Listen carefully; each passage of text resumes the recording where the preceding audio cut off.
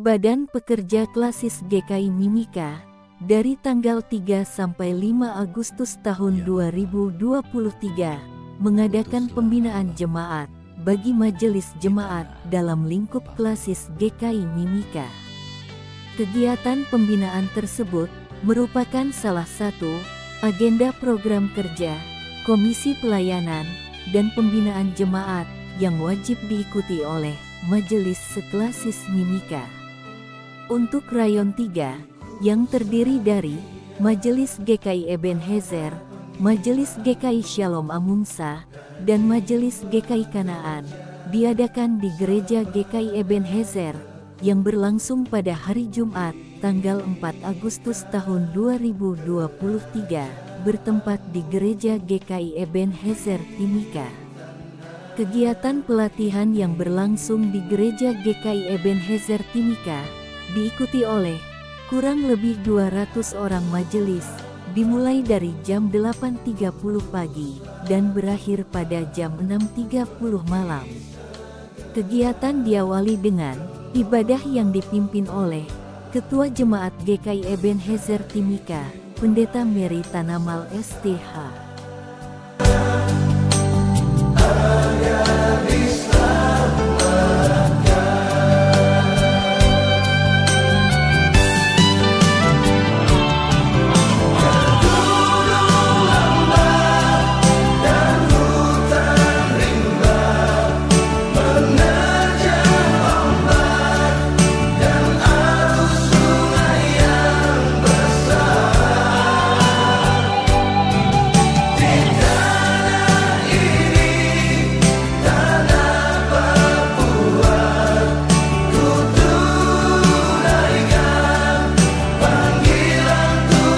Sebelum mendengarkan materi yang disampaikan oleh Sekretaris Sinode GKI di Tanah Papua, Pendeta Daniel Kaigere SSI, peserta menikmati snack yang telah disediakan oleh panitia dengan suasana penuh keakraban.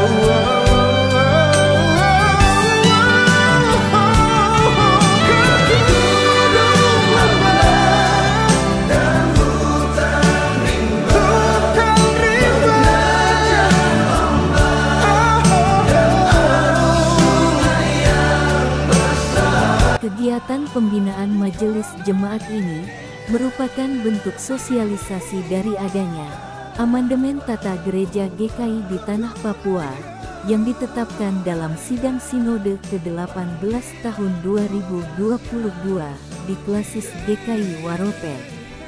Ada beberapa hal yang menjadi bahan materi untuk disampaikan dengan harapan agar sebagai majelis dapat melaksanakan fungsi tugas yang sesuai pedoman dan ketentuan GKI di Tanah Papua.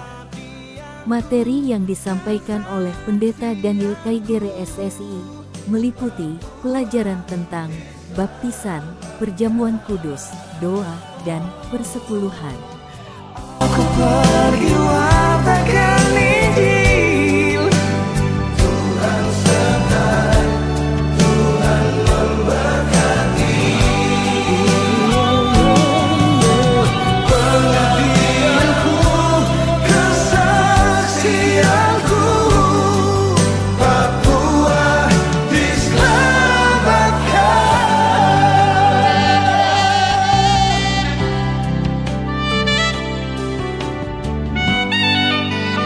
Berikut, komentar Sekretaris Badan Pekerja Sinode GKI di Tanah Papua tentang harapan dan kesannya atas kegiatan yang telah berlangsung.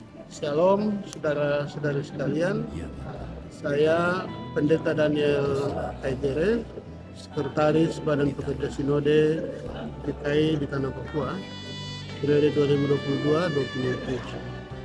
Sekarang saya sementara berada di Jemaat GKI Ebenezer Timika dalam pembinaan Majelis Jemaat yang direncanakan berlangsung 3 hari, sejak hari kemarin, hari ini, dan nanti besok. Dalam 3 hari pembinaan ini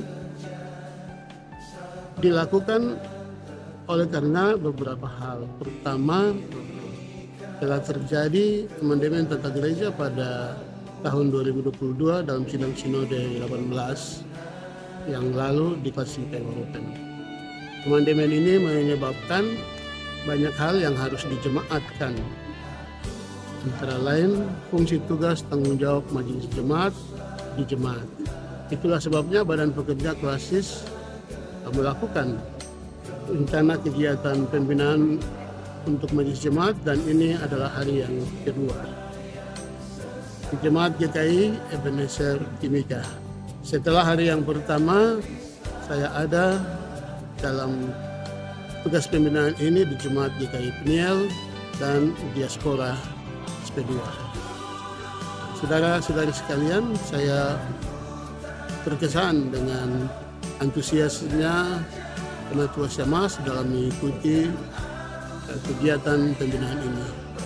Dengan antusias ini, besar harapan saya secara pribadi sebagai pendeta, tetapi juga Badan Pekerja Sinode, tentang bagaimana Penatua Syamas dalam mengemban tugas tanggung jawab mereka ke depan.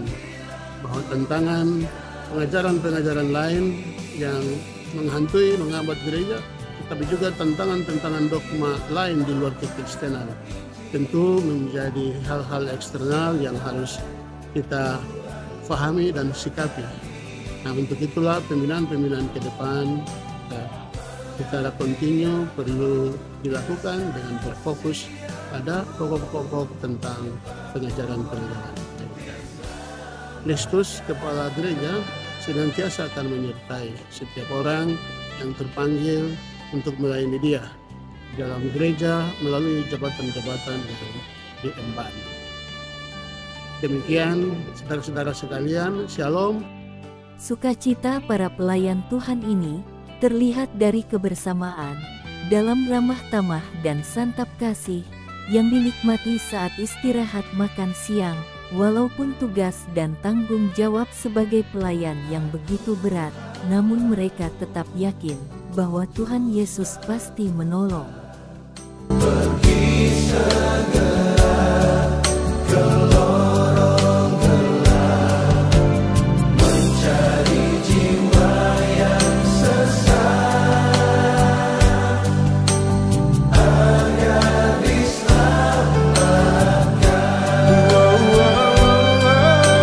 Salah satu majelis yang ikut dalam kegiatan pembinaan ini merasa bahwa kegiatan ini sangat diperlukan dan membantu dalam tugas dan pelayanannya.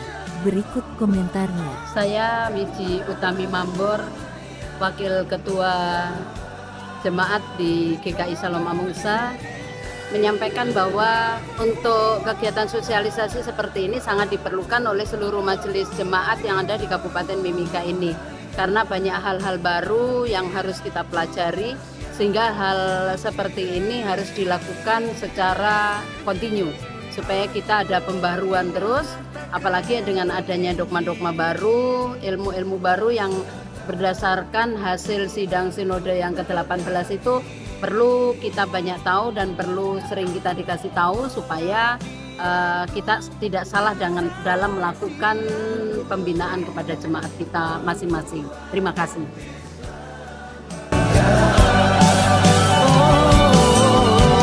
Aku pergi wartakan Injil, Tuhan sertai, Tuhan memberkati. Setelah makan siang, Kegiatan pembinaan Majelis Jemaat dilanjutkan dengan sesi kedua yang dibawakan oleh Sekretaris Departemen Pelayanan dan Pembinaan Jemaat Badan Pekerja Sinode GKI di Tanah Papua, Pendeta Linda UPC MTH.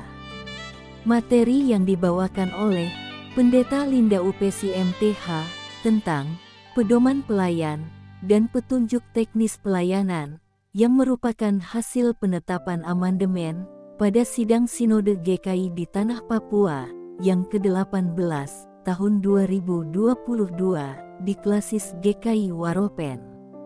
Terlihat bahwa peserta sangat serius mengikuti materi yang dibawakan, oleh karena materi yang disampaikan sangat menarik dan perlunya pemahaman yang jelas tentang praktek pelaksanaannya dalam tugas pelayanan. Dari penjelasan materi yang disampaikan, ada interaksi langsung dari peserta yang menyampaikan beberapa pertanyaan sebagai berikut. Apakah seragam yang ditentukan putih hitam bisa menyesuaikan, bisa diganti dengan menyesuaikan dari gambar warna kain mimbar? Dan yang ketiga, mohon maaf terlalu banyak. Yang ketiga mengenai tangguh. Apakah tangguh juga menyesuaikan dengan warna kain mimbar? Mungkin demikian. Terima kasih. Pertanyaan cuma dua saja. Bisa pada memulai pakar ini membelakangi mimbar atau membelakangi jemaat. Yang pertama. Yang kedua, sebenarnya dari pagi mau tanya, tapi tidak ada waktu untuk bertanya. Tadi pagi Bapak Sekretaris Sinode berupa materi menyampaikan bahwa bisa kita berdoa. Jangan kita ucapkan selamat pagi Tuhan Yesus, selamat siang atau selanjutnya. Nah, di sini kalau kita menyanyi, lihat tadi nyanyian rohani 117 di gunung dan di lebar, di mana jalan di situ Tuhan hadir. Nah, itu pertanyaan saya. Jadi mohon kita koreksi sama-sama. Terlebih kalau disampaikan ke Bapak Kagere dan Bapak Sawo, karena dua kali saya dengar seperti itu, bahwa kita berdoa jangan mengucapkan selamat pagi Tuhan Yesus, selamat sore atau selamat selanjutnya. Nah, tetapi nyanyian rohani 117 di gunung dan di lebar mana jalanku, di padang dan di lembah hadirlah Tuhan. Terima kasih. Tadi juga kita sempat menjelaskan tentang nikah meninggal ya. Sekarang mungkin kita semua tahu bahwa setiap jemaat bahkan di Indonesia ini kami mendapat kebenaran bahwa ada yang salah satu bisa karena mungkin satu dari hal. Nah, ini sesuai aturan kan memang tidak bisa mereka dinikahkan.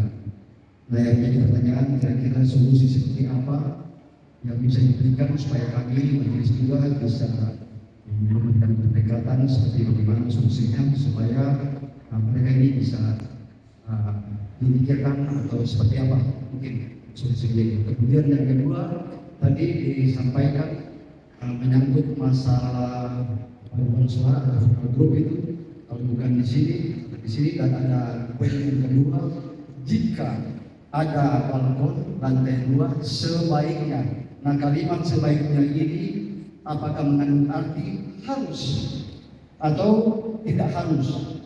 Karena kami juga majelis ini sedang membahas tentang itu. Jadi kalau dikatakan sebaiknya, nah kalau sebaiknya itu bukan berarti harus di atas. Artinya kalau memang kondisi memungkinkan di sini tidak apa-apa. Itu yang menjadi pertanyaan kami. Terima kasih. Dalam keseragaman aturan dari GKI Sinode, sehingga itu harus kita jalankan secara bersama. Misalnya contoh mengenai sekolah, kalau dilihat sekolah ini tidak ada keseragaman, sehingga ada instruksi bahwa Sinode akan turunkan satu model supaya ada keseragaman secara GKI di dalam Papua.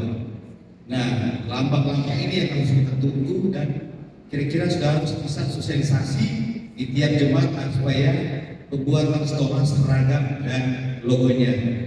Terima kasih. Terima kasih pertanyaan-pertanyaan yang luar biasa. Tadi saya jelaskan posisi paduan suara vokal grup, solo, duet, trio, quartet semuanya kalau menyanyi posisinya ada di sini atau di sana. Tidak membelakangi jemaat, tidak juga membelakangi ke sini, berdiri di sini. Oke. Kalau ditanya filosofinya adalah dalam seluruh pelayanan ibadah bukan kita bilang Tuhan Yesus ada di sini. Tapi filosofinya adalah tadi saya bilang seluruh peribadahan kita yang kita lakukan dalam gedung gereja, pusat dari seluruh peribadahan itu adalah mendengar firman dan merespon yang memberi diri hidup kepada Tuhan. Karena itu kita berdiri di sini. Jelas ya? Langsung juga pada soal tadi. Di Bangkok saya bilang, kalau tidak di sini, di sana, atau sebaiknya di Bali. Kalau paduan suara dalam jumlah yang banyak, begitu toh? 30 sampai 50 orang. Kalau di sini tidak bisa, ya di sana. Supaya waktu dipersilakan kita dengarkan paduan suara, langsung tinggal berdiri, menyanyi. Duduk pun sudah diurut, ini suara 1, suara 2, suara 3, suara 4. Jadi begitu disilakan langsung berdiri. Tinggal pemimpinnya tinggal mengarahkan. Ya, itu soal tadi. Bisa jelas ya Bapak yang bertanya? Soal posisi pengisi pujian. Oke. Selanjutnya perjamuan kudus tadi saya bilang paling sedikit. Begitu toh? Tidak ada disebutkan perjamuan kudus pertengahan tahun. Tapi kenapa di buku khotbah itu ada dibikin pertengahan tahun? Bapak Ibu, buku khotbah itu disiapkan sebelum sidang sinode. Lalu menganggap dengan seragam bisa sesuai dengan tahun gerejawi kan? Tahun gerejawi ada berapa paduan buku tulis hitam putih. Di buku tata gereja itu bisa sesuai dengan tahun gerejawi di sini. Kalau uang ada cukup silakan. Jangan gara-gara seragam baku melawan. Lalu menyangkut dengan posisi yang bakar lilin. Posisi bakar lilin, Bapak Ibu teman-teman, tadi saya bilang pesannya kepada jemaat disampaikan ketika berdiri menyalakan lilin. Waktu api menyala, bilang Tuhan hadir. Dalam hidup kita yang kepada sinar. Jadi berdiri di sini sinar. Sudah. Oke. Lalu tadi pagi Bapak Sekun bilang kalau berdoa jangan bilang selamat pagi Tuhan, gitu toh? Karena bilang selamat pagi itu doa kita supaya menjalani hari itu dengan selamat, dengan sejahtera. Itu maksudnya. Jadi yang butuh selamat itu kita, bukan Tuhan. Ini sangat kasih sederhana banget. Sudah? Oke. Itu soal tadi. Ungkapan syukur dirasakan juga oleh salah satu majelis yang mengikuti kegiatan pembinaan ini, seperti yang disampaikannya berikut ini. Saya, Penatua Kis Roni Koibur dari Jemaat GKI Kanaan, Sekretaris Urusan Pekabaran Injil.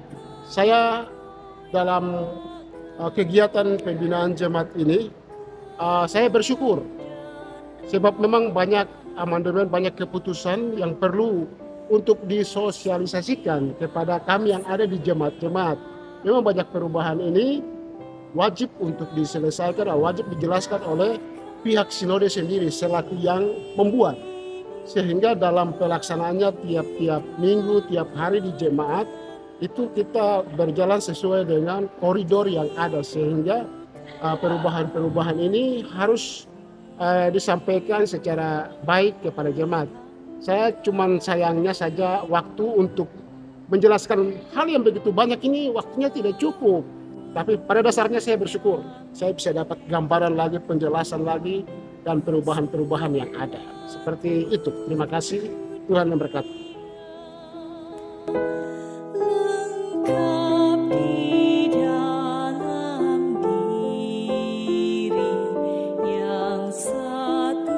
Akhir dari kegiatan pembinaan Majelis Jemaat yang telah berlangsung, ditutup dengan ibadah yang dipimpin oleh Pendeta Julius Ganti Ramang STH.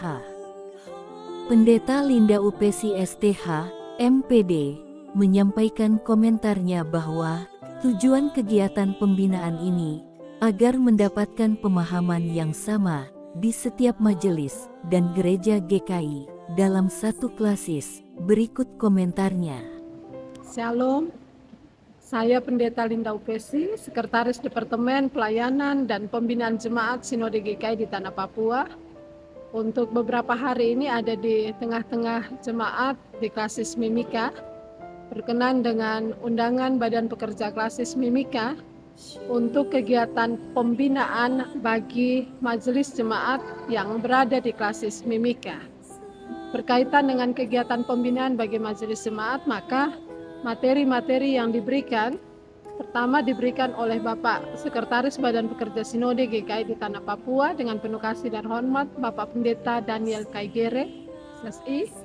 Beliau memberikan materi terkait dengan pengajaran atau dogma, entah itu menyangkut dengan doa, atau juga baptisan kudus, atau juga soal persembahan dan lain sebagainya. Lalu materi yang kedua disampaikan oleh saya sebagai Sekretaris Departemen P2J menyangkut dengan pendalaman mengenai panduan pelayanan dan petunjuk teknis Sinode GKI di Tanah Papua.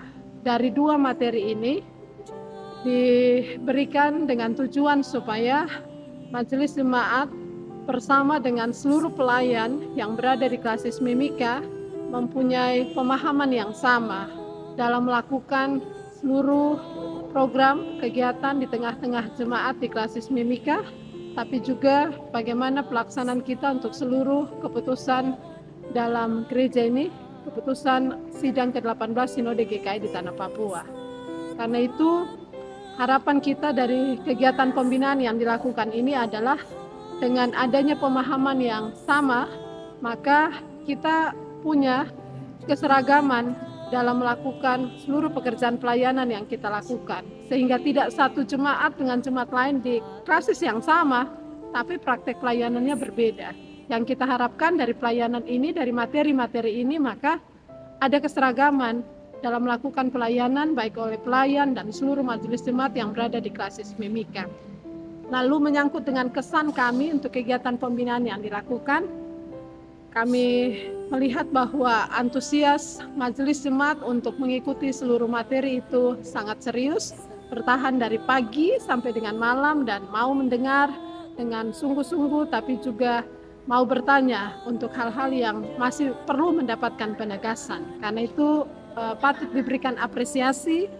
Terima kasih kepada teman-teman majelis yang dengan serius duduk dari pagi sampai malam mengikuti seluruh materi yang diberikan. Terima kasih untuk suami, istri, anak-anak yang memberi dukungan kepada suami atau istri menjadi majelis sehingga boleh mengikuti kegiatan ini dari pagi sampai dengan malam.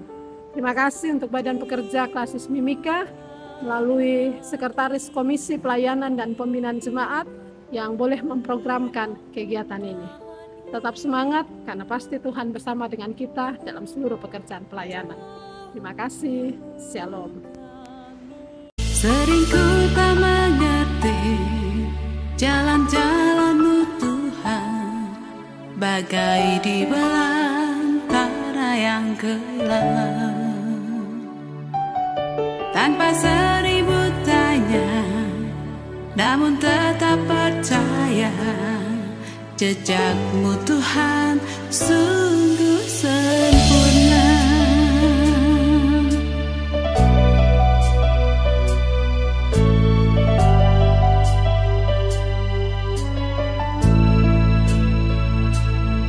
Sering ku tak mengerti jalan-jalan-Mu Tuhan, bagai di bulan antara yang kelam.